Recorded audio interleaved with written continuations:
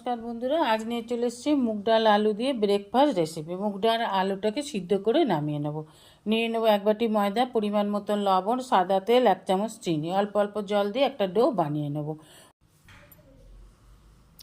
দিয়ে দেবো কড়াইতে সাদা তেল, গোটা ধনে জিরে, কালো জিরে, হিং দিয়ে সিদ্ধ করে রাখা আলু আর মুগ ডালটাকে দিয়ে দেবো হলুদ গুঁড়ো, লাল লঙ্কা গুঁড়ো, জিরে গুঁড়ো, ধনে গুঁড়ো, পরিমাণ মতো লবণ, চিনি, আমচুর, ধনে পাতা কুচি দিয়ে একটা সুন্দর পুর বানিয়ে নেব।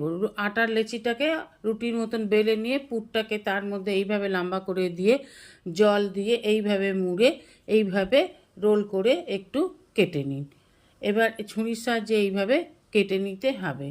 এবার ওপর দিয়ে কালো জিরে আর তিল ছড়িয়ে দিন, হাতে করে চেপে চেপে এইভাবে একটু গোল করে নিন।